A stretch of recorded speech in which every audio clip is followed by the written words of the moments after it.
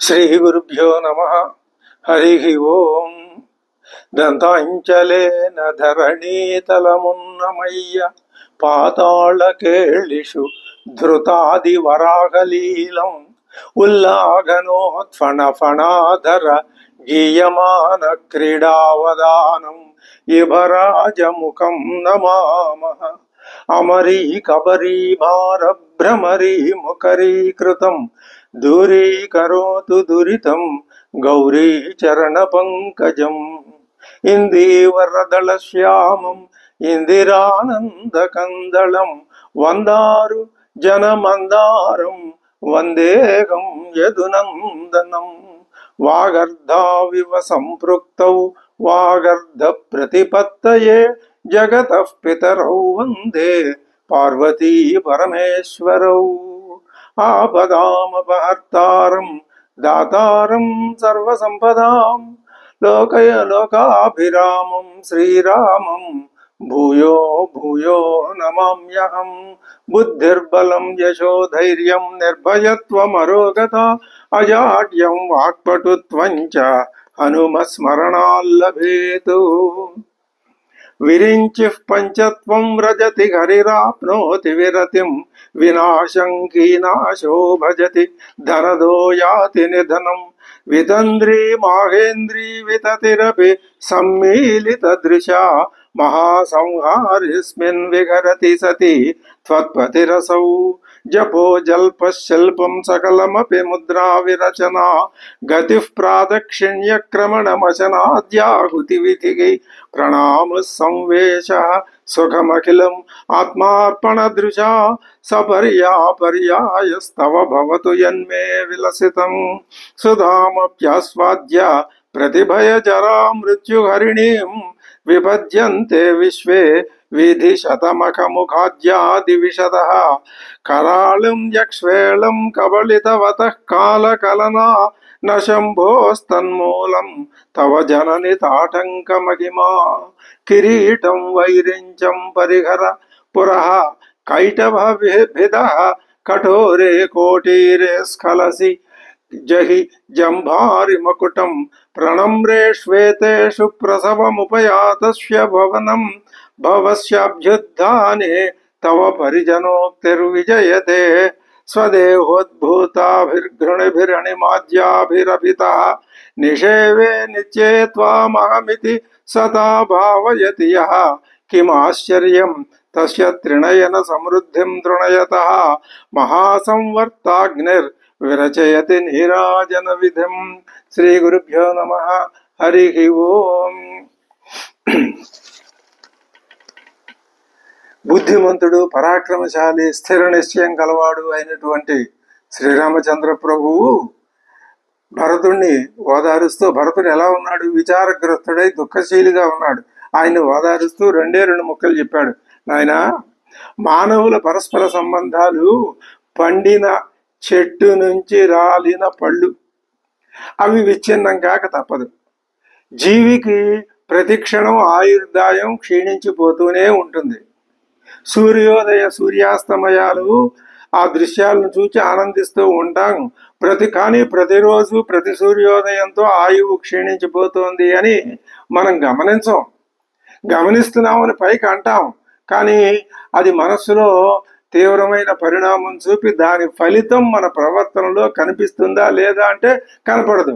పైకి మాత్రం అన్ని చక్కటి మాటలే చెప్తాము, కానీ దాని పట్ల నిజమైనటువంటి వైరాగ్య దృష్టి కలిగి తదనుగుణంగా ఏం చేస్తే మనం మోక్షాన్ని పొందుతామనే దృక్పథంలో మార్పు మాత్రం అంత త్వరగా రావటం లేదు. ఇది మానవుడిలో ఉన్నటువంటి ద్వంద్వ ప్రవృత్తికి ఉదాహరణ. ఈ విషయం చెప్పుకోవటంలో ఏమీ మొహమాట పడక్కర్లేదు. ఎందుకని ఇలా చెప్పుకుంటేనే మనలో ఉన్నటువంటి ఆ కల్మషం కాస్త క్షాళితం అయిపోతుంది. అది గమనించం. ఈ సృష్టిలో భార్యలు, పుత్రులు, బంధువులు, సంపదలు కొంతకాలం కలిసి ఉంటాయి. కొంతగా ఎవరి తర్వాత ఎవరి దారిని వాళ్ళు పోతూ ఉంటారు. ఇది సృష్టి ధర్మం అయ్యా. నేను మాట చెప్తాను. మన తండ్రి ఆయన ధర్మం పాటించాడు. ఎలాంటి ధర్మం పాటించాడు?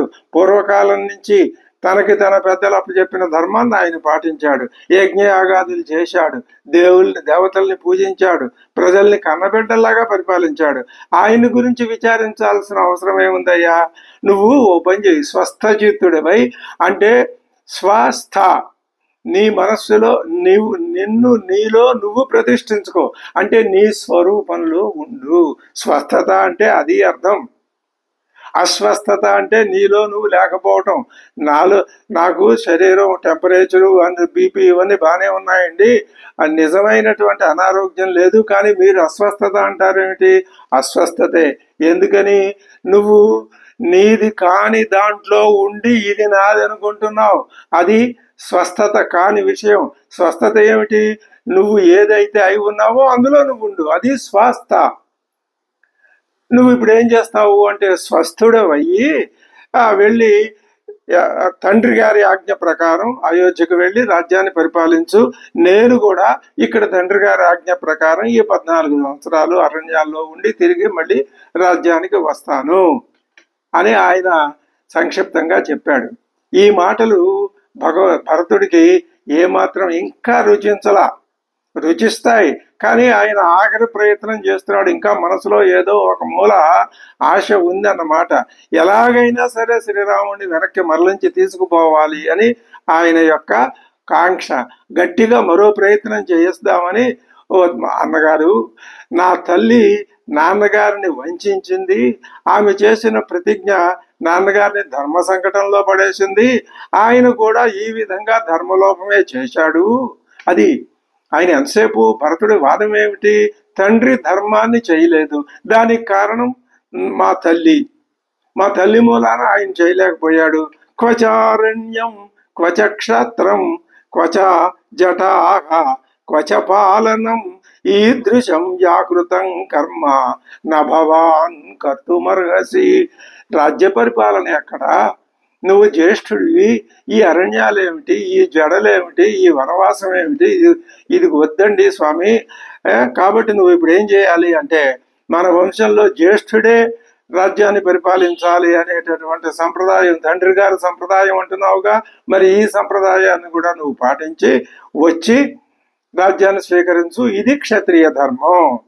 మరి నేను అన్నింట్లోనూ విద్యలో కానీ వయసులో కానీ దేంట్లోనైనా నీకంటే చిన్నవాడినే, నాకు రాజ్యపాలన చేసేటటువంటి అధికారం లేదు, అర్హత లేదు, దక్షత అంతకంటే కూడా లేదు. కాబట్టి నాతో పాటు గురువులు, పురోహితులు, మంత్రులు, పురప్రముఖులు, ప్రజలు నిన్ను ఇక్కడే అభిషేకించి సర్వలాజలాంఛనాలతో అయోధ్యకు తీసుకుని వెళ్తారు. అందుకోసం వాళ్ళందరూ కూడా ఇక్కడికి వచ్చారు.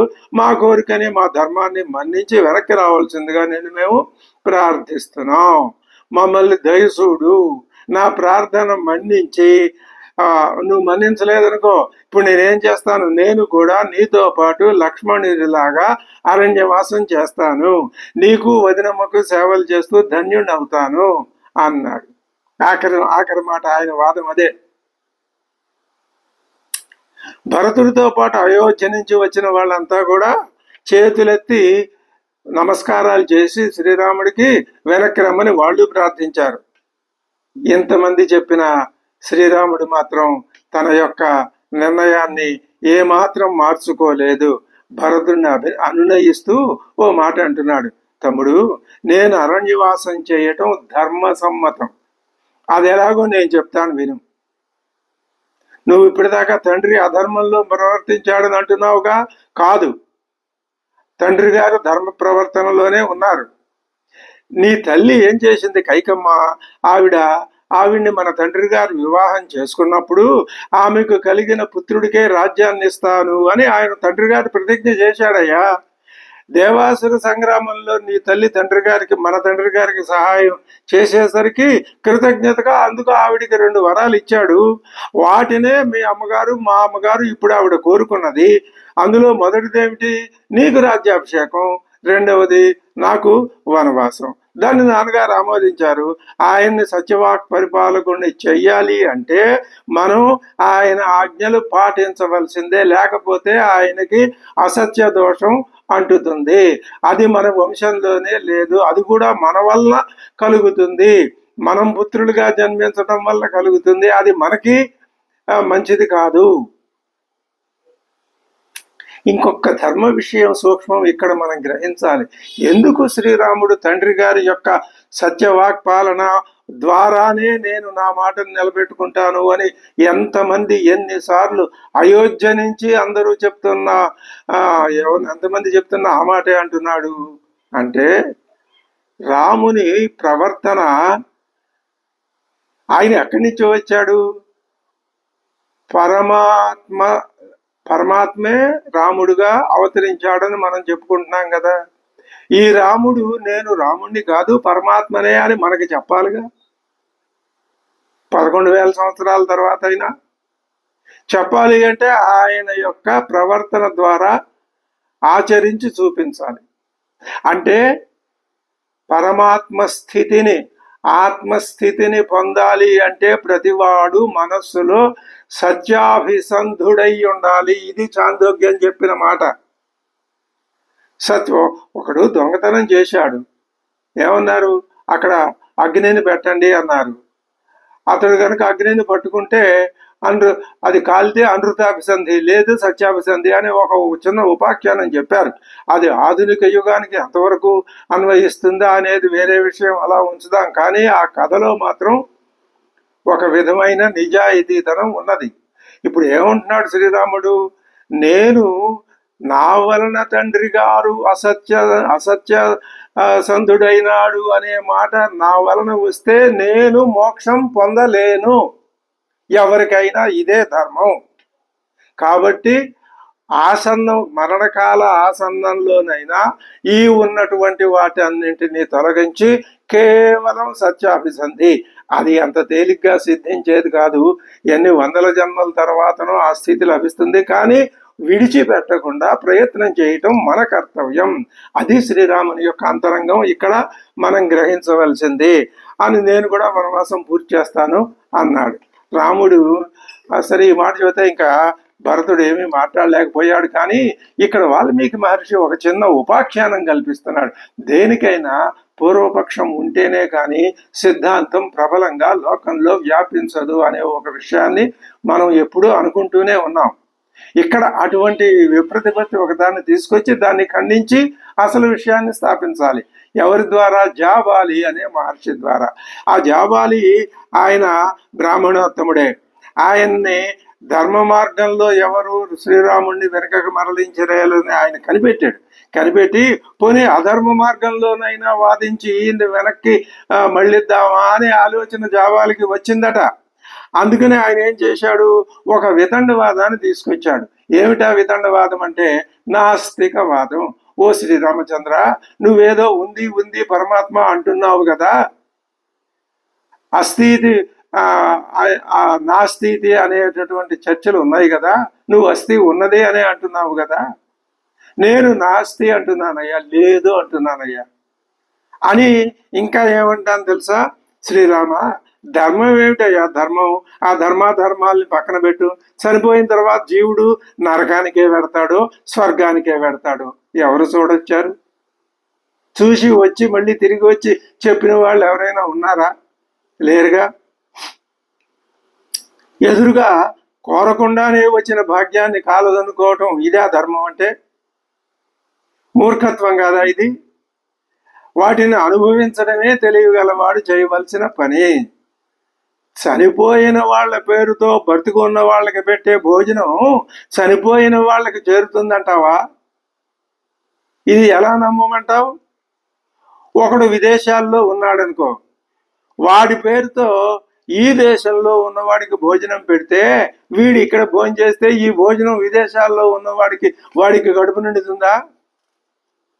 ఇదంతా దాన ధర్మాల్ని ఆశించిన మేధావులు కల్పించి తమ గ్రంథాల్లోకి ఎక్కించి చెప్పిన మాటలయ్యా శ్రీరామచంద్ర. నువ్వు వాటిని నమ్మి సత్యము ధర్మము అని నువ్వు అలా అనక్కర్లేదు. ఎదురుకుండా ఉన్నటువంటి భోగ్య వస్తువుని కాదనుకోవటం తెలివి తక్కువ.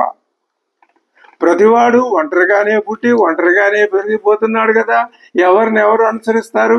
అది నేను దాన్ని నీకే ప్రయోగించి చెప్తున్నాను. ఎవరి దారి వాళ్ళదే. అంచేత దొరికిన అవకాశాన్ని వదులుకోవటం మూర్ఖత్వం. తండ్రి నుంచి సంక్రమించిన రాజ్యాన్ని వదిలిపెట్టి అడవుల్లోకి వెళ్లి దుఃఖాన్ని ఎందుకు కొని తెచ్చుకుంటావయ్యా స్వామి? సర్వ సమృద్ధమైన అయోధ్య రాజ్యం, రాజభోగాలు నీ కోసం ఎదురు చూస్తున్నాయి. ప్రత్యక్షంగా కనిపించే రాజ్య సుఖాలని కాదని నువ్వు ఎక్కడో అప్రత్యక్షంగా ఉండేటటువంటి సత్యం, ధర్మం వీటిని పట్టుకుని వేలాడతావేమి? వెళ్ళి రాజ్యాన్ని అనుభవించు. కనిపించిన స్వర్గాన్ని, మోక్షాన్ని పట్టుకుని వేలాడకు.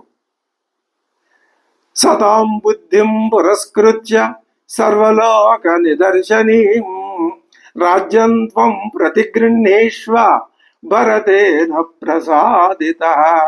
ఆయన అనే మాటల్లో భరతేన ప్రసాదిత, భరతుడు నీకు ఇస్తున్నాడుగా, తీసుకో. అసలు ఆ మాట చెప్పడంలో జాబాలికి ఏమాత్రం ఆలోచన జ్ఞానం ఉన్నట్టు కనపట్టలేదు. ఆయన బాగానే మందలించాడు శ్రీరామచంద్రుడు. భరతుడు ఇవ్వాలి రాజ్యాన్ని శ్రీరాముడికి. ఎవరు ఇవ్వాలి? తండ్రి గారు ఇవ్వాలి. తండ్రి గారు ఇచ్చాడా? అడవులకి వెళ్ళమన్నాడు. ఇది న్యాయం ఎలా అవుతుంది? ఆ మాత్రం ఆలోచన ఆ జాబాలకి. నాస్తికవాదంలో ఇలాంటివి ఉండవు, ఆలోచనలు, వాదనలు. అది ధర్మబద్ధంగా, హేతుబద్ధంగా ఉండదు. అందువలననే బహుజన సమ్మతం కాకుండా పోతుంది. ఏవో ఒకటి రెండు విషయాలు ఆకర్షించేవి ఉంటే ఉండవచ్చును. అంత మాత్రం చేత శాశ్వతమైన సత్యాన్ని, అస్థి అనే సత్యాన్ని కాదంటే ఏ వాదన నిలవలేదు. నేను ఉదాహరణలు చెప్పాను కదా నీకు. భరతుడు రాజ్యం ఇస్తానంటున్నాడు, నా పలుకులు విని అనుసరించు అన్నాడు జాబాలి.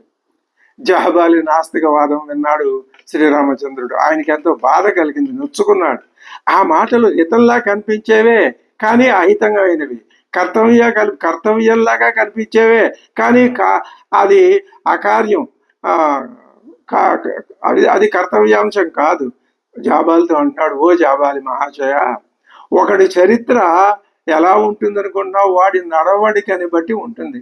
ఎప్పుడైనా సరే లోకంలో ఒక మనిషికి పేరు ప్రఖ్యాతులు రావాలి అంటే వాడి నడవడి వల్లనే రావాలి తప్ప చెప్పిన మాటల వల్ల కాదు. ఆచరణలో ఎలా ప్రవర్తిస్తున్నాడో అది చూడాలి. దానికి వేరే ప్రమాణాలు అవసరం లేదు. మీరు చెప్పినట్లు చేస్తే నన్ను ఈ లోకంలో ఎవ్వరూ గౌరవించరు. ఇప్పుడు మిమ్మల్ని గౌరవిస్తున్నారా? లేదు. మీ మాట విని మీ దారిలో పెడితే నన్ను ఎవరు గౌరవించరు. అప్పుడు నా యొక్క రామత్వం లేదు. మరి నేను ప్రజల్ని పరిపాలించటం కూడా దోషభూయిష్టమే అవుతుంది. లోకం నన్ను ఏమంటుంది? అధర్మ మార్గంలో నడిచిన వాడిని చూసి, నాలాంటి వాడిని చూసి లోకం కూడా అధర్మ మార్గంలో పడిపోతుంది. సత్యమేవ అనుశంసంచ రాజవృత్తం సనాతనం తస్మాత్ సత్యాత్మకం రాజ్యం సత్యే లోక ప్రతిష్ఠిత. సత్యమేనయ్యా ప్రధానం. తాత్కాలికమైనటువంటి భోగం, సుఖం, తాత్కాలిక ప్రయోజనం, ఇది తాత్కాలిక ధర్మం. ఆ కాసేపు ధర్మంగా అనిపించి తర్వాత అధర్మం అయ్యి మనిషికి బాధని కలిగించేది. ఆ బాధే నరకం. మనిషి ఎప్పుడూ బాధ లేకుండా ఉండటమే స్వర్గం. స్వర్గం నరకం వేరే ఎక్కడో ఉన్నాయని ఉంటాయి, అది వేరే సంగతి. కానీ మనలోనే ఉన్నాయని తెలుసుకోవచ్చు. ఒక విషయం తప్పు చేసి ఆ తప్పు వలన పశ్చాత్తాపం పడితే అంతకంటే నరకం, అంతకంటే దుఃఖం ఇంకోటి ఉంటుందా? ఉండదు. కాబట్టి సత్యమేవ అనుశంసం రాజవృత్తం, అది సత్యమే అది నిందింపదగినది కాదు. రాజవృత్తం, రాజులు ఆచరించాల్సింది సత్యమే. సత్యాత్మకం రాజ్యం సత్యాత్మకం. కాబట్టి సత్యే లోక ప్రతిష్ఠిత. లోకం సత్యం మీదనే ఉన్నది, సత్యంలోనే ఉన్నది. సత్యం లోకాన్ని ఆక్రమించింది. సత్యం ఎప్పుడూ శాశ్వతమైంది. ఈ లోకం అనేది ఆభాస. లోకంలో తాత్కాలికంగా మన అవసరం కోసం మనం చెప్పుకునే ధర్మాలన్నీ ఆభాసే. ఇవేవి పనికొచ్చేవి కాదు. ఏ ధర్మం అయితే సత్యాన్ని నిలబెడుతుందో ఆ ధర్మమే ధర్మం, వేరొకటి కాదు. ఇక్కడ ఒక మాట మనం శ్రీరామచంద్రుడు ధర్మం రెండు రకాలుగా ఉంటుందని మనం ఇంతకు ముందు అనుకున్నాం. ప్రవృత్తి ధర్మం, నివృత్తి ధర్మం. శ్రీకృష్ణ పరమాత్మ నివృత్తి ధర్మాన్ని బోధించాడని, శ్రీరామచంద్ర పరబ్రహ్మం ప్రవృత్తి ధర్మాన్ని బోధించాడని లోకంలో పెద్దలందరూ చెప్తారు. అది యథార్థం. కానీ ఇందులో ఒక ధర్మ సూక్ష్మం ఏమిటంటే, అలాగా అని చెప్పి శ్రీరాముడు కేవలం ప్రవృత్తినే సమర్థించాడు, మోక్షాన్ని సమర్థించలేదు అని కాదు. అలాగే శ్రీకృష్ణుడు కేవలం నివృత్తినే సమర్థించాడు, ప్రవృత్తి జోలికి పోలేదు అని కాదు. కానీ ఏమిటి అంతరార్థం అంటే, శ్రీరాముని యొక్క అభిప్రాయం ఏమిటి? ఈ ప్రవృత్తి ధర్మమే నిన్ను నివృత్తి వైపుకు తీసుకువెళితే ఇదియే సరైన ప్రవృత్తి ధర్మం. ప్రవృత్తి ధర్మానికి ఒకానొక గమ్యం అంటూ ఉన్నది, లక్ష్యం ఉన్నది. ఏమిటది? నివృత్తి. నివృత్తి ధర్మానికి ప్రవృత్తి ద్వారా ధర్మాన్ని పొందటం, నివృత్తిని ధర్మం ద్వారా మోక్షాన్ని పొందటం నివృత్తి యొక్క ధర్మం. రెండు పరస్పరం అవినాభావాలే, ఒకదాన్ని విడిచి ఒకటి ఉండవు. ఇది వేదాంత పరమ రహస్యం. ఇది గ్రహించాలి మనం. కాబట్టి పరమాత్మ ఏమని చెప్తున్నాడు? నేను ధర్మాన్నే ఆచరిస్తాను, ధర్మమే సత్యం, సత్యాన్ని విడిచి ధర్మం ఉండదు, ధర్మాన్ని విడిచి సత్యం ఉండదు. అయితే ఆ ధర్మం అనేది నువ్వు చెప్పే ధర్మం కాదు, నువ్వు చెప్పేదంతా ఆభాస ధర్మం, అజ్ఞానంలో చెప్పే ధర్మం, అది కాదు. కాబట్టి రాజ్య పరిపాలన ఎప్పుడు ఎలా ఉండాలో తెలిసినా అసత్యపు పునాదుల మీద ఉండకూడదయా జాబాలి. సత్యం అనే పునాదుల మీదనే ఉండాలి రాజ్యపాలన. ఇది రామరాజ్యం అంటే, అది శ్రీరాముని యొక్క పరిపాలన దక్షత అంటే. ఇప్పుడు పరమాత్మ ఏం చేశాడు? సదేవ సౌమ్యేదమగ్ర ఆసీత్ తదైక్షత. చూసి ఏం చేసింది? సర్వాన్ని సృష్టించుకుంటూ వచ్చింది. బానే ఉంది. ఉపనిషత్తు చెప్పింది ఈ సర్వాన్ని సృష్టించింది. సరే, మేము వాదం కోసం ఒప్పుకున్నాం. సృష్టించిందని నీకు ఎలా తెలుసు? పరమాత్మే సృష్టించాడని నీకు ఎలా తెలుసు? నువ్వు ఏ ప్రమాణంతో చెప్పగలవు అంటే, ఆ సృష్టించిన పరమాత్మే తాను ఎలా సృష్టించాడో, ఎందుకు సృష్టించాడో, తన లక్ష్యం ఏమిటో ఒక ఒక ఒక పుస్తకం, దాన్నే ఏమంటాము అంటే మాన్యువల్ అంటారు. ఆ మాన్యువల్ ఒకటి తయారు చేసి మనకి ప్రసాదించాడు. అదే వేదం. ఆ వేదంలో సృష్టి అంటే ఏమిటి? వేదము వేదాంతం రెండు ఒకటే. సృష్టి అంటే ఏమిటి, దాని ప్రయోజనం ఏమిటి, దాన్ని మీరు ఎలా చూడాలి, మీ సృష్టి ఏమిటి, మానవ సృష్టి ఏమిటి, మానవుని యొక్క సృష్టి లక్ష్యం ఏమిటి, ఇవన్నీ వేదం చెప్పింది. దాని ప్రకారం వెళ్ళాలి. ఇది శ్రీరాముని యొక్క ఆయన చెప్పే మార్గం. రామ అయన మార్గం, రామాయణ మార్గం. కాబట్టి ఇప్పుడు ఆ సత్యం మీదనే రాజ్యం నిలబడాలి, సత్యం మీదే లోకం నిలబడి ఉంటుంది. లోకంలో సత్యవాది అయిన వాడు ఉత్తమ స్థానాన్ని అలంకరిస్తాడు తప్ప, మరి ఉత్తమ స్థానాన్ని ఎవరు పొందలేరంటారు? దుర్మార్గులైన వాళ్ళు భయపడేది సత్యానికే, వాళ్ళు ఎప్పుడు ఉత్తమ స్థానం పొందలేరు. అంచేత సత్యమే లక్ష్మీ నివాస స్థానం. అన్ని ధర్మాలకి సత్యమే మూలం. ధర్మాలన్నీ సత్యాన్నే ఆశ్రయించుకుని ఉంటాయి. నేను సత్యానికి కట్టుబడి ఉన్నాను, ఘంటాపథంగా చెప్తున్నాడు పరమాత్మ. నేను సత్యానికే కట్టుబడి ఉన్నాను. సత్యమే ఆయనగా వచ్చినప్పుడు ఇంకా ఆయన సత్యానికి కట్టుబడక ఎలా ఉంటాడు? అటువంటి నేను తండ్రి ఆజ్ఞను పాటించకుండా ఎలా ఉంటాను? ఇక్కడ ఇంకొక ముఖ్య విషయం గుర్తుపెట్టుకోవాలి. తాను తప్పు చెయ్యలేదు, పెద్దవారిని గౌరవించాడు. గురుదేవో భవ, పితృదేవో భవ, మాతృదేవో భవ, పితృదేవో భవ. తండ్రే నీకు దైవం. తండ్రిని దైవంగా చూసేవాడివిగా నువ్వు కమ్ము. తండ్రి చెప్పింది చెయ్యి.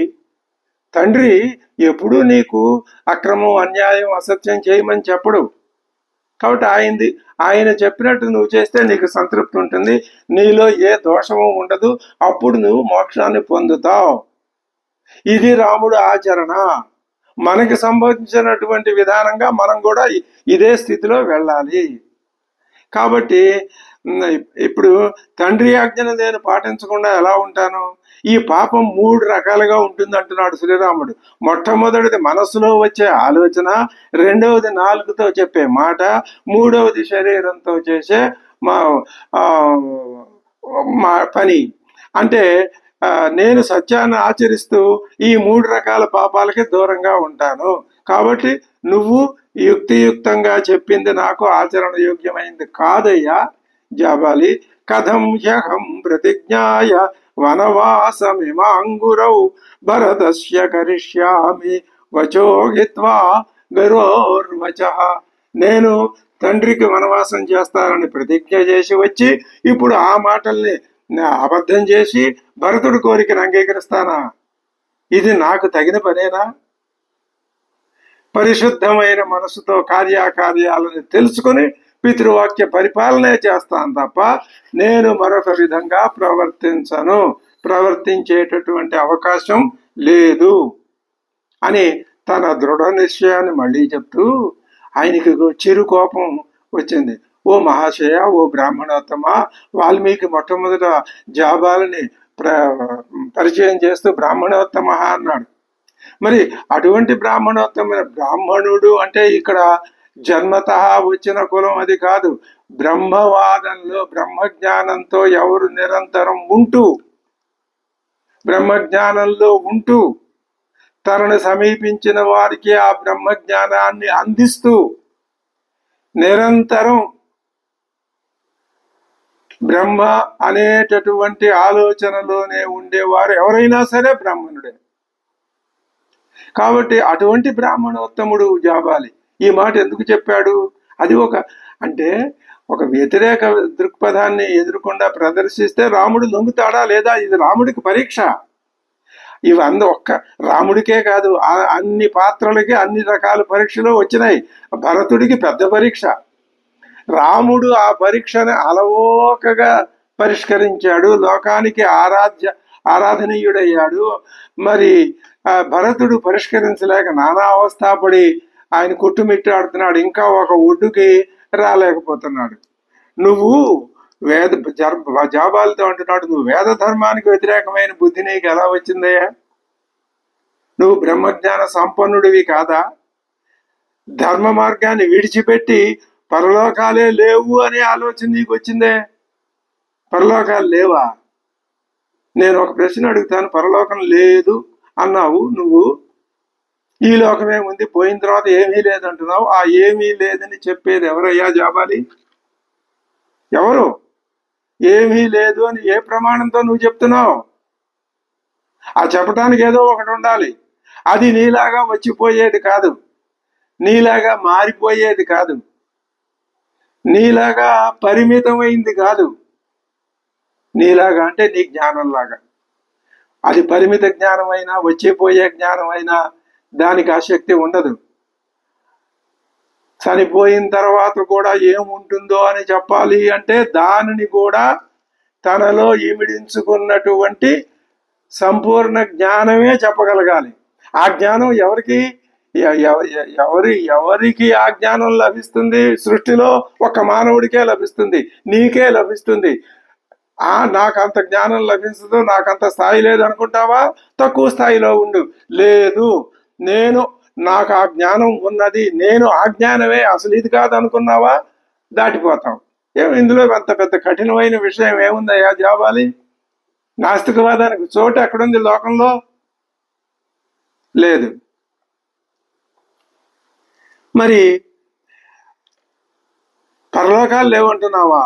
మరి నీ వంటి వాడిని చేరదీసి మా తండ్రి చేయరాని పని చేశాడా అనిపిస్తుంది. కొంచెం కోపం వచ్చింది స్వామి వారికి. అసలు నిన్ను మా తండ్రి గారు తన ఆస్థానంలోకి ఎలా రానిచ్చాడయ్యా? అదే నేనైతే ఈ పాటికి నిన్ను డిస్మిస్ చేసి అవతల పారేద్దును. నువ్వు అవధ్యుడివి కాబట్టి నేను దూరంగా ఉంచడమే మార్గం తప్ప ఏం కాదు.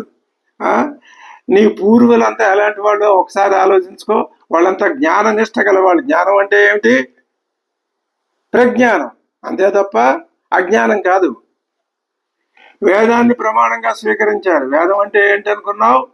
ఈ సృష్టిని వివరించి చెప్పే గ్రంథం అయ్యా జాబాలి. నువ్వు అది చదువు, నీకు తెలుస్తుంది. నీకు ఇటువంటి అధర్మ బుద్ధి ఎలా కలిగింది అని జాబాల్ని కొంచెం మర్యాదపూర్వకంగానే మందలించాడు శ్రీరాముడు. ఆ మాటలకు జాబాలి పశ్చాత్తాపడి ఆయనకి సాష్టాంగపడి, శ్రీరామ, నేను నాస్తికవాదిని కాదయ్యా, ఈ ధర్మ సంకట కాలంలో నాస్తికవాదంతో కుతర్కం చేసైనా సరే నిన్ను మార్పించగలనేమో అనే ఆలోచనతో ఈ మాట చెప్పానే తప్ప నేను నాస్తికవాదిని కాదు. కానీ నాకు నువ్వు నువ్వు ఆ ధర్మం అధర్మం అలా ఉంచవయ్యా.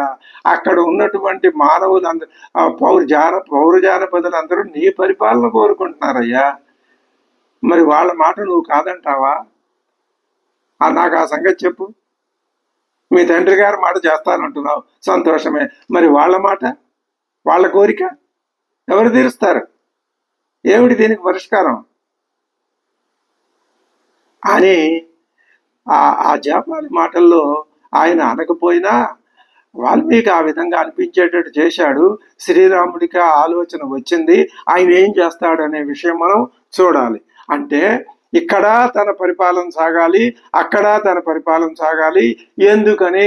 తాను సర్వత్రా ఉన్నాడనే విషయాన్ని వ్యంగ్యంగా అర్ధాంతరంగా లోకానికి చూపించాలి. కానీ రావణాదులకి తాను మానవుడనే మాత్రమే చూపించాలి. ఇక్కడ స్వామి చేస్తున్న ఈ వ్రతం అసిధారా వ్రతం లాంటిది. ధర్మాన్ని రక్షించాలనే తాపత్రయంతో అయోధ్య రాజ్యానికి శ్రీరాముని నాయకుడిగా వెనక్కి తీసుకెళ్లాలనే ఈ మాట అన్నాను తప్ప నేను అధర్మపరుణ్ణి కాను. నేను ఇంకొక మాట చెప్తున్నాను, నువ్వు చెప్పిందే ధర్మం, నువ్వే ధర్మస్వరూపుడివి. నిన్ను ధర్మ మార్గం నుంచి విచలితుణ్ణి చెయ్యటం ఎవ్వరి వల్ల కాదు అని. నాస్తికవాదం అంటే ఏమిటో కొద్దిగా తెలిసిన నాస్తికుడైన జాబాలి అనకూడదు, నాస్తిక వాదం తెలిసిన జాబాలి ఇచ్చిన యోగ్యతా పత్రం. ఈ వాద ప్రతిపాదాలు విన్నాడు వశిష్ఠ మహర్షి. ఇక ఆయన కూడా ఆఖరిసారి ఒక మాట చెప్పేద్దామని ఆయనకి ఒక ఆలోచన వచ్చి, శ్రీరామచంద్ర ఆయన చెప్తున్నాడు, జాబాలి నాస్తికవాది కాదయ్యా. ఇక్ష్వాకు వంశంలో రాజులంతా ధర్మనిష్ఠులు. కశ్యపుడిని మొదలు పెట్టుకుని దశరథుడి వరకు మీ వంశంలో జ్యేష్ఠులే రాజ్యం దీన్ని ఎలా కాదంటావు శ్రీరామచంద్ర? జ్యేష్ఠులే రాజ్యాన్ని పరిపాలించారు. జ్యేష్ఠుడిని పక్కన పెట్టి తర్వాత వాడికి రాజ్యం ఇచ్చింది లేదు. ఇది ధర్మం కాదా? అలాగే జ్యేష్ఠుడు అయిన నువ్వు అభిషేకించుకొని రాజ్యపాలన చెయ్యి అని వశిష్ఠుడు కూడా నాస్తికవాద వ్యతిరేకంగా ఆస్తికవాదంలోనే ధర్మాన్ని, బలమైన ధర్మాన్ని ఉదాహరించి మళ్ళీ చెప్పాడు. ఇంతకు ముందు చెప్పాడు, మళ్ళీ చెప్తున్నాడు వశిష్ఠ మహర్షి. అప్పుడు శ్రీరాముడు అంటున్నాడు, వశిష్ఠ మహర్షి, గురుదేవ, ఆచార్యుడు కంటే తల్లిదండ్రులదే ఉత్తమ స్థానం అని శాస్త్రాలు చెప్తున్నాయి. జన్మనిచ్చిన వారు తల్లిదండ్రులయ్యా, ఆచార్యుడు తర్వాత వస్తాడు. అటువంటి ఉన్నత స్థానంలో ఉన్న నా తండ్రి ఎదుట నేను ప్రతిజ్ఞ చేసి ఇక్కడికి వచ్చి మళ్ళీ అబద్ధం చేస్తానా? నేను వనవాసం పూర్తి చేయకుండా అయోధ్యలో ప్రవేశించను. ఇది నా వ్రత నియమం. ఇక భరతుడి ప్రమేయం లేకుండానే జాబాలి, వశిష్ఠుల సంభాషణ, శ్రీరామచంద్రుల సంభాషణ, ముగ్గురు సంభాషణతో ఇంకా ఈ వృత్తాంతం అంతా ఒక ముగింపుకి వచ్చేసింది. ఈ మాటలు విని భరతుడు ఖిన్నుడైపోయాడు. తాను స్వయంగా దర్భాస్తరణాన్ని తీసుకొచ్చాడు. శ్రీరాముడు ఎదురుకుండా పరుచుకున్నాడు.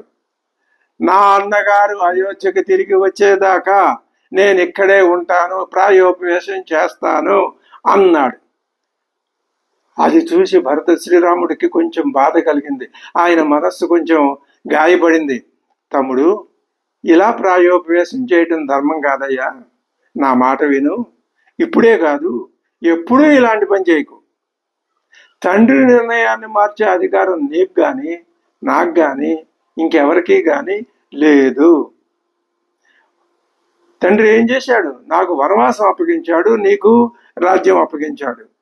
అవి మనిద్దరం మార్చేవి కాదు, తండ్రి గారే మార్చాలి. తండ్రి గారు మార్చినా ఆయన ఒకసారి చేసింది మార్చమని ఆయన అప్పుడే అన్నాడు, అది వినలేదు. అలా చేస్తే నాన్నగారు మనకి ఇచ్చిన ఆజ్ఞను మనం వ్యతిరేకించినట్లు అవుతుంది.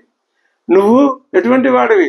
సత్యసంధుడివి. ఆ మాట అంటేనే కానీ భరతుడిలో ఉన్నటువంటి ఆ యథార్థమైనటువంటి కర్తవ్య జ్ఞానం పైకి రాదు.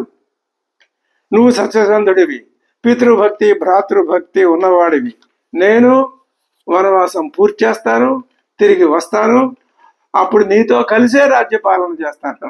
అప్పుడు కూడా చాలా గమ్మత్తు, నేను రాజ్యపాలన చేస్తానంటల్లా, నీతో కలిసి రాజ్యపాలన చేస్తాను. అప్పుడు ఈ విధంగా మనిద్దరం కలిసి తండ్రి గారిని సత్యసంధుడిని చేద్దాం. ఈ మాటలు విని అక్కడ ఉన్నటువంటి ఆ ప్రజానీకం అంతా, భరత, ఇంకా నీ వాదన నెగదయ్యా, శ్రీరాముడి యొక్క మాటలు చాలా సమంజసంగా ఉన్నాయి, ఆయన మాటలు నువ్వు వినవలసిందే, నువ్వు ఆ ప్రకారం చేయవలసిందే అన్నారు వాళ్ళంతా. అప్పుడు ఇక శ్రీరాముడు తమ్ముణ్ణి ఆచమింపజేసి ఒళ్ళో కూర్చోబెట్టుకుని, నేను తిరిగి వచ్చే వరకు మంత్రులతో మిత్రులతో ఆలోచనలు చేస్తూ రాజ్యాన్ని పరిపాలించు, నీ తల్లిని నిందించకు, ఆవిడకు అనుగుణంగా ప్రవర్తించు, వెళ్ళి రాజ్యపాలన చెయ్యి అన్నాడు శ్రీరామచంద్రుడు. భరతుడు ఆయనకి శ్రీరాముణ్ణి అలంకరించి పట్టాభిషిక్తుణ్ణి చెయ్యాలని వచ్చేటప్పుడు ఒక ఆలోచన కలిగి తన వెంట బంగారు పాదుకలు తీసుకొచ్చాడు. అప్పుడే ఆలోచన కలిగింది. ఇప్పుడేం చేశాడు, వాటిని రాముడి సమక్షంలోకి తెప్పించి వాటిని శ్రీరాముడు ప్రాయోపవేశం వద్దన్నాడుగా, ఆయన ఆలోచన ఇలా పనిచేసింది. ఆ బంగారు పాదుకల్ని శ్రీరాముడు ఎదురుకుండా ఉంచి, అన్నా శ్రీరామ, ఈ పాదుకల్ని నువ్వు ఒకసారి ధరించు, నీ పాదాలు వీటి మీద ఉంచు, నేను వాటిని తీసుకువెళ్ళి నీ ప్రతినిధిగా ప్రతిష్ఠించి నువ్వు తిరిగి వచ్చేదాకా రాజ్యాన్ని నీ పేరు మీదే, నీ పాదుకల పేరు మీదే రాజ్యభారం నిర్వహిస్తాను. రాజ్యాన్ని పాలించను కాదు, రాజ్యభారం నిర్వహిస్తాను. ఇంకొక మాట చెప్తున్నాను, 14 సంవత్సరాలు జడలు ధరించి నార వస్త్రాలు కట్టి అయోధ్యలో ప్రవేశించకుండా నగరం వెలుపలే ఉండి నంది గ్రామంలో ఉండి అక్కడే నివసిస్తూ రాజ్య భారాన్ని నిర్వహిస్తాను. వనవాస కాలం పూర్తయిన మరుసటి రోజున నువ్వు తిరిగి అయోధ్యకు రావాలి, ఆ రోజే రాజ్య స్వీకారం చెయ్యాలి. ఈ రోజుతో వనవాసం పూర్తయిందంటే రేపు నీ పట్టాభిషేకం అయోధ్యలో జరగాలి. అంటే నువ్వు అయోధ్యకి రావాలి ఆ రోజు కల్లా. నువ్వు అలా రాలేదనుకో, నేను అగ్ని ప్రవేశం చేస్తాను. సరే శ్రీరాముడు, అలాగేనయ్యా, వనవాసమే చేస్తాను అంటున్నాను తప్ప ఒకరోజు కూడా ఎక్కువ ఉంటానని నేను అనలేదు కదా. అంగీకరించి భరతుడికి వాగ్దానం చేసి భరత శత్రుఘ్నుల్ని కౌగిలించుకుని, సరే ఇక మీరు వెళ్ళిరండి అన్నాడు. అలంకరించబడినటువంటి ఆ పాదుకల్ని పూజించాడు భరతుడు, శత్రుఘ్నుడు కూడా. వాటికి ప్రదక్షిణలు చేశాడు, నమస్కారాలు చేశాడు, కళ్ళకు అద్దుకున్నారు ఇద్దరు.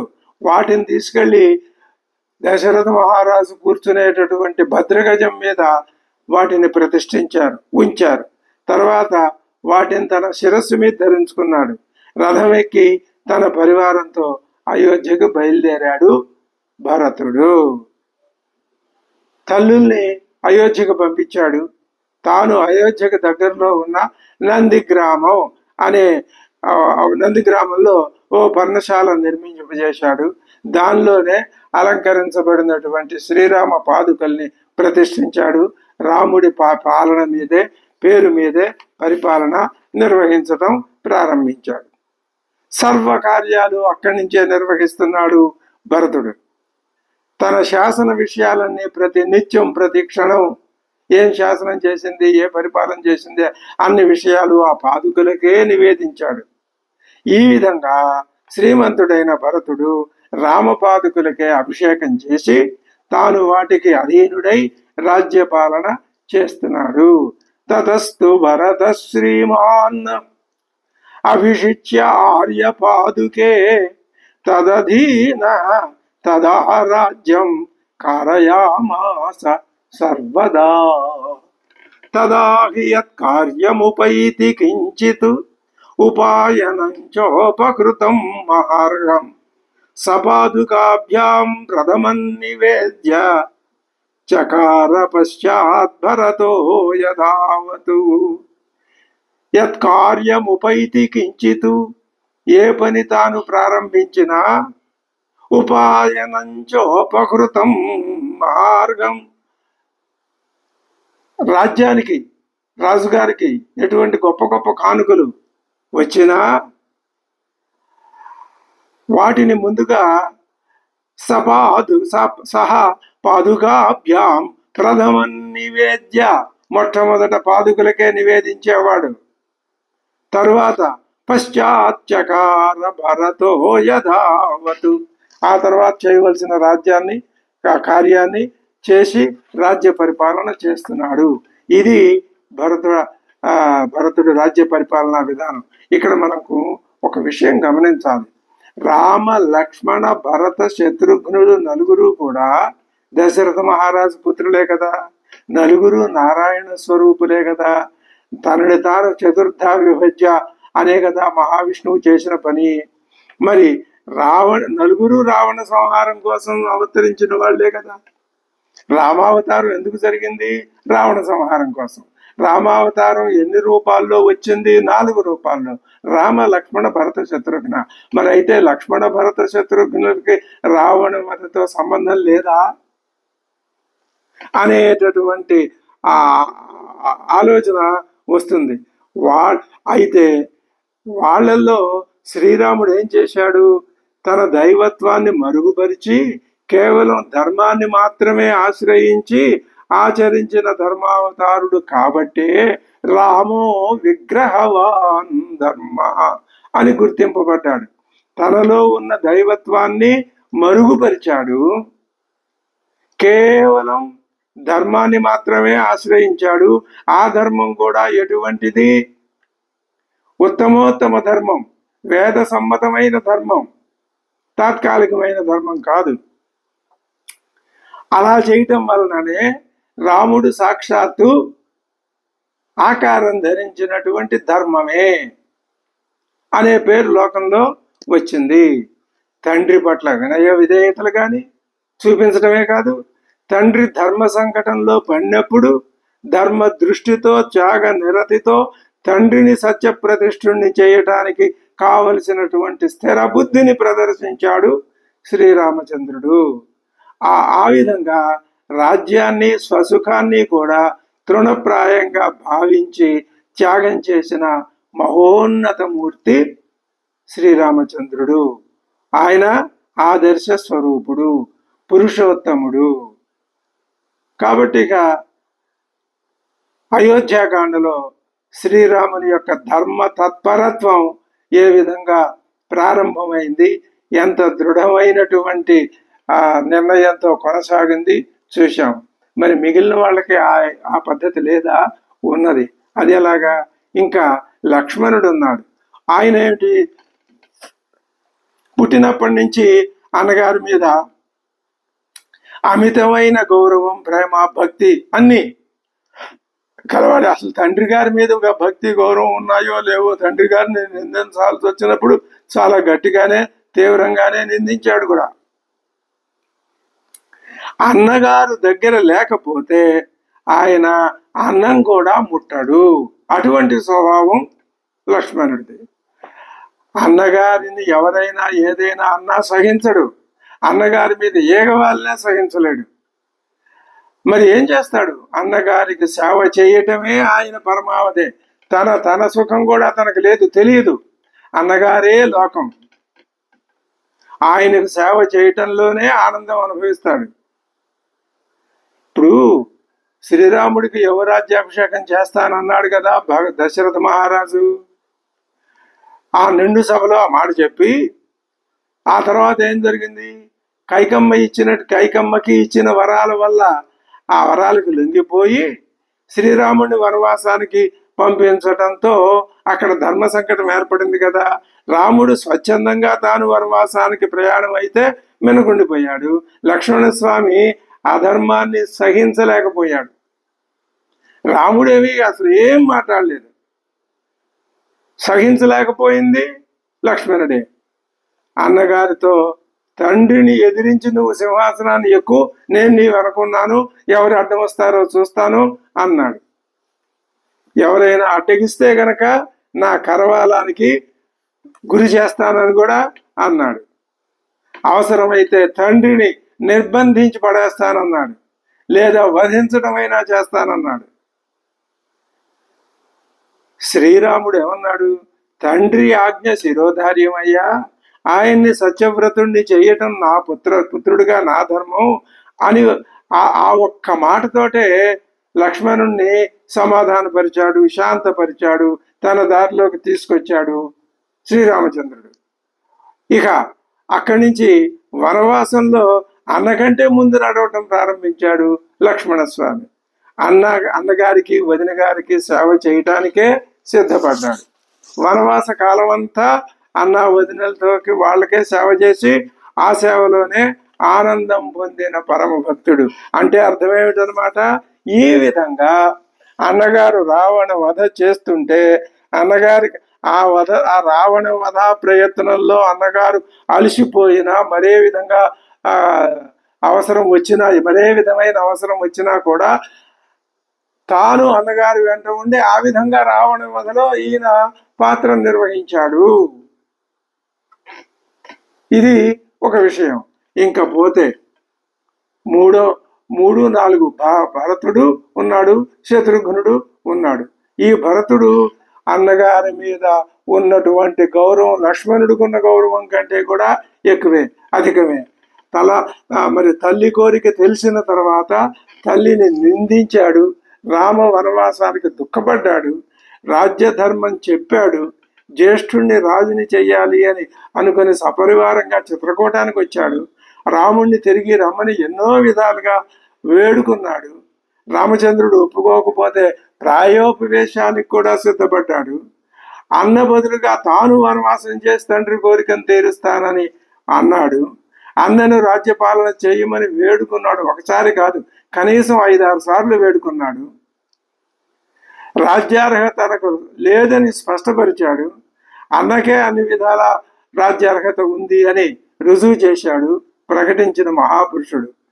అన్న తన ధర్మాన్ని వీడకుండా వనవాసమే చేయదలిచినప్పుడు ఆయన ప్రతినిధిగా అన్నగారి పాదుకల్ని కోరి రాముణ్ణి అంగీకరింపజేసిన ఆ పాదుకల్ని శిరస్సున దాల్చి వాటిని అన్న యొక్క ప్రతినిధులుగా భావించి నగరంలో ప్రవేశించకుండా బయటే ఉండి రాజ్యపాలన సాగించాడు. తాను కూడా జడలు కట్టుకున్నాడు, నారచీరలు ధరించాడు. ఈ జడలు ధరించి నగర ప్రవేశం చేయకుండా ఊరు బయటే నివసించాడు. భరతుడు పరమ భక్తుడు, భాగవతోత్తముడు.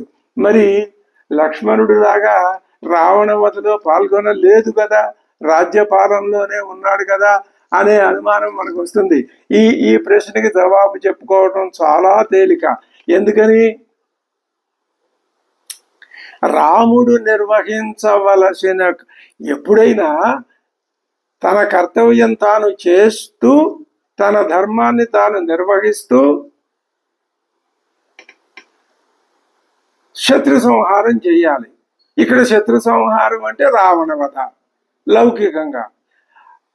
మరి ఆంతరంగికంగా ఆలోచిస్తే తనలో ఉన్నటువంటి కామక్రోధాదుల్ని జయించటమే రావణ వధ. ఇదే శ్రీరామచంద్రుడు పరలోకానికి చెప్పినటువంటి ఆదర్శ పాఠం. మరి రాజ్యాన్ని సూటిగా పరిపాలించకూడదు. అక్కడ రాజ్యపాలన సాగకపోతే ప్రజలకి ఆ ప్రజల పట్ల తన ధర్మాన్ని నిర్వహించిన వాడు కాదు. కేవలం ఇక్కడే ఉంటే కాదు. కాబట్టి పాదుకల ద్వారా, భరతుని ద్వారా రాజ్య పరిపాలన సాగించాడు రాముడే. భరతుడి నిమిత్త మాత్రుడు అని చెప్పుకున్నాడు కదా. కాబట్టి రాముని యొక్క మనస్సే, రాముని యొక్క ఆలోచనే, శ్రీరామ తత్వమే అయోధ్యని పాలించింది. రావణ వధ కూడా జరిగింది. ఈ విధంగా రావణ వధకి పరోక్షంగా తోడ్పడ్డాడు భరతుడు, ప్రత్యక్షంగా తోడ్పడ్డాడు లక్ష్మణుడు, పరోక్షంగా తోడ్పడ్డాడు భరతుడు. శత్రుఘ్నుడు భరతుడికి తోడ్పడే ఆ విధంగా నలుగురు ఒక్కటే. శ్రీ మహావిష్ణు తత్వమే అనే విషయాన్ని లోకానికి రుజువుపరిచారు. ఈ ధర్మ సూక్ష్మాన్ని గ్రహించటం చాలా దీనికి కొంచెం ఇది కావాలి, ఏంటన్నమాట, సానుభూతి కావాలి, అర్థం చేసుకునే తత్వం కావాలి. మొత్తం మీద రామతత్వమే అటు లంక దాకా ఇటు అయోధ్య నుంచి లంక దాకా సర్వాన్ని వ్యాపించింది. కాబట్టి ఆయన భరతుడు మహాభక్తుడు, భాగవతోత్తముడు, ధర్మస్వరూపుడు. భరతుడికి అన్ని విధాలా ఉన్న చేదోడు వాదోడుగా ఉన్నవాడు శత్రుఘ్నుడు. కాబట్టి అన్నదమ్ములు నలుగురు కూడా ఏకవాక్యతకి, మహావిష్ణు తత్వానికి ప్రతీకలుగా, ఏకతత్వంగా, రెండు అనేది లేకుండా, రెండవది అనేది లేకుండా, ద్వైతం లేకుండా అద్వైత తత్వంలోనే ఉండి లోకోపకారం చేసి లోకానికి తాము ఎలా ప్రవర్తించాలో ప్రవర్తించి చూపించి లోకానికి మార్గదర్శకత్వం వహించి తాము ముందు నడుస్తూ లోకాన్ని తమ వెంట తీసుకెడుతూ తమ ముందు లోకాన్ని నడిపించుకుంటూ తాము వెంట ఉంటూ ఈ విధంగా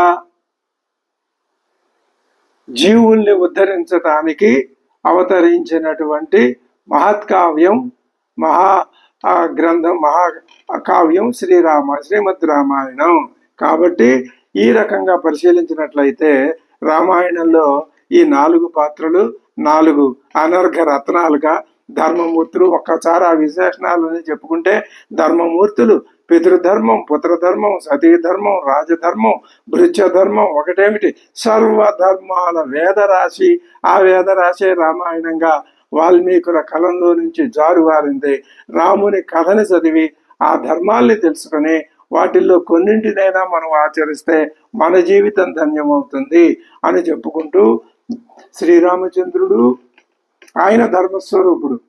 ధర్మం ఏ విధంగా ఆచరించాలో తాను ఆచరించి చూపించాడన్నాం. ఏ ధర్మాల్ని ఎక్కడ ఆచరించాడు అంటే మనం ఇప్పుడు బాలకాండ, అయోధ్యాకాండల్ని అధ్యయనం చేశాం. ఈ 2 కాండల్లో ఏం గ్రహించాము అంటే బాలకాండలో శ్రీరామచంద్రుడు శిష్య ధర్మాన్ని స్వచ్ఛంగా ఆచరించి చూపించాడు. అయోధ్యాకాండలో పుత్రధర్మాన్ని అతి పవిత్రంగా, ధర్మబద్ధంగా, వేద సంహితంగా ఆచరించి చూపించి అందరికీ ఆదర్శ పురుషుడుగా నిలిచాడు.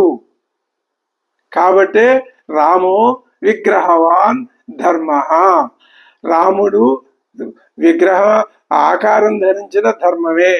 రామోద్విర్నాభిభాషతే. ఈ 2 వాక్యాలు శ్రీరాముని గురించి తలుచుకుంటే చాలు. రెండవ మాట లేదు అంటే ఇక్కడ ధైర్యంతో నేను ఒక్క మాట ఈ అయోధ్యాకాండ పరిసమాప్తిలో రామోద్విర్నాభిభాషతే అనే మాటకి నా వ్యాఖ్యానం నేను చెప్తాను. నేను ఏమంటానంటే ద్విర్నాభిభాషతే. 2 అనేది లేదండి రాముడిలో, ఒకటే అద్వైతం. ద్వైతం లేదు. ద్వైతం ఉంటే భరతుడి వాదనేమిటి, జాబాలి వాదనేమిటి, వశిష్ఠ మహర్షి వాదనేమిటి, చివరికి దశరథ మహారాజు తాను చెప్పిన విషయాన్ని వద్దు, నన్నే నువ్వు కట్టేసి కొట్టేసి అతను మూల పారేసి రాజ్యాన్ని ఆక్రమించుకొని ఆయనే చెప్పాడు. అది జరిగి ఉండేదే. 2 అనేది లేదు అంటే ద్వైతం లేదు.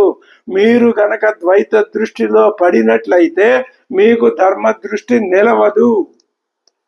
మీరు ఈ జన్మ కాదు కదా, 100,000 జన్మలు ఎత్తినా మోక్షం అనే మాట అనుకోవటానికి కూడా మీకు అర్హత ఏర్పడదు.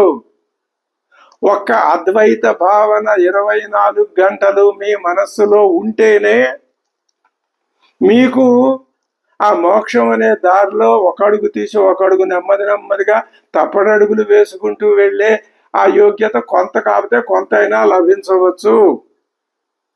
ఇలా ఎన్ని జన్మలకు జరుగుతుందో మనం చెప్పలేం. ఇది రామోద్విర్నాభిభాషతే. ఆయన ఉన్నాడు విశ్వామిత్ర మహర్షి, అహం వేద్మి మహాత్మానం రామం సత్య పరాక్రమం. రాముడు సత్య పరాక్రముడయ్యా. నీకేం తెలుసయ్యా దశరథ మహారాజా? సత్యం కోసం నీ నీ నీ సత్యాన్ని నిలబెట్టడానికే రాముడు తర్వాత ఆ సత్యం అనే పరాక్రమాన్ని, సత్యము పరాక్రమించి ఏ విధంగా సత్యాన్ని నిలపాలి అంటే పరాక్రమం కావాలి. పరాక్రమం అంటే ఆ బుద్ధి యొక్క దార్ఢ్యత, దృఢత్వం, అది లేకపోతే పరాక్రమం లేనట్టే. కాబట్టి రామం సత్యపరాక్రమం అహం వేద్మి, నాకు తెలుసును. వేద్మి వేద తెలుసును. ఏం తెలుసును? వేదమే తెలుసును. ఆ వేద స్వరూపుడే రాముడు. కానీ దశరథ మహారాజుకి ఆయనలో ఉన్నటువంటి ఆ పుత్ర మోహం కొద్దీ అది ఆయన గ్రహించలేదని మనం ఎందుకు అనాలి? కానీ ఆ పుత్రమోహం బాగా అధికంగా ఆయన్ని ఆక్రమించేయటం వల్ల ఆయన అంతవరకు రాలేదు. ఏది ఏమైనా అయోధ్య ఆ బాలకాండలో అహల్యకి మోక్షం ఇచ్చిన, తాటకని సంహరించిన, మారీచుడిని ఎక్కడో దూరంగా పడేసిన, సుబాహుడిని సంహరించిన, అమ్మవారిని శివధనుర్భంగం చేసిన. శివధనుర్భంగం అంటే ఏమిటి? ఓంకారమే ధనుస్సు. అంటే నువ్వు అకార ఉకార మకార జన్యుమైనటువంటి ఓంకారాన్ని స్మరిస్తే, ఓంకారాన్ని జపిస్తే ఏ విధంగా నువ్వు ఆ 3 అవస్థల్లోనూ ఉంటూ 3 అవస్థల్లో నుంచి ఎలా బయటపడగలవో అది ఆచరణలో చేసి చూపించి ప్రతీకగా శివధనుర్భంగం చెయ్యటం అనేది అది లోకంలో ఒక కథలాగా వ్యాపింప చేయటం, దాని అంతరార్థంగా అక్కడ చూపించి అహల్యకు శాప విమోచనం ఇచ్చి పరశురాముని యొక్క గర్వభంగాన్ని చేసి తానే విష్ణువునని అర్ధాంతరంగా లోకానికి చూపించి అయోధ్యాకాండలో పుత్రధర్మాన్ని కూడా స్పష్టంగా లోకంలో పితృదేవో భవ, మాతృదేవో భవ, గురుదేవో భవ అనేదేమో బాలకాండలో, పితృదేవో భవ, మాతృదేవో భవ అనే ఈ 2 అంశాలని అయోధ్యాకాండలో ఆచరించి చూపించినటువంటి మహానుభావుడు, ఆదర్శమూర్తి శ్రీరామచంద్రుడు అని చెప్పుకుంటూ ఇప్పుడు ఈ ఎపిసోడ్తో మనం అయోధ్యాకాండను పూర్తి చేసుకున్నాం. ఇందులో ఏమాత్రం శ్రీరామ తత్వాన్ని మనం గ్రహించగలిగినా మన జన్మ అంతవరకు, అంటే కొంతవరకైనా సార్థకమవుతుందని సంపూర్ణంగా విశ్వసిస్తూ ఇదే విధమైనటువంటి దృఢచిత్తత, శ్రీరాముడు ధర్మం మీద ఎన్ని ఇబ్బందులు ఒత్తిళ్లు వచ్చినా కూడా ఈషన్ మాత్రం ఒక అంగుళం కూడా కదలనటువంటి స్థితి ఆయన ఎలా ప్రదర్శించాడో అదే విధంగా మనం స్వస్వరూపమైన ఆత్మతత్వాన్ని అంతటా చూడగలిగి, నాలోను అంతటాను కూడా చూడగలిగేటటువంటి స్థితిని నాకు ప్రసాదించు, నేను ఎప్పుడూ ఆ స్థితిలోనే ఉండాలి అనేటటువంటి ఆ శ్రీరాముని ప్రవర్తన ద్వారా ఆ విషయాన్ని నేను గ్రహించుకుంటూ, ఈ విధంగా మనం గ్రహించుకుంటూ ఈ విధంగా మనం అయోధ్యాకాండని పూర్తి చేసుకున్నాం. తర్వాత ఎపిసోడ్లో అరణ్యకాండని మనం ప్రవేశిద్దాం. అరణ్యకాండలో ఇంకా అద్భుతమైన కథా విధానంలోకి మనం వెళ్ళిపోవచ్చును. మంగళం కౌసలేంద్రాయ మహనీయ గుణాత్మనే చక్రవర్తి తనూజాయ సార్వభౌమాయ మంగళం. స్వస్తి ప్రజాభ్య పరిపాలయంతాం న్యాయేణ మార్గేణ మహిమహీషాః. గోబ్రాహ్మణేభ్య శుభమస్తు నిత్యం. లోకాః సమస్తాః సుఖినో భవంతు.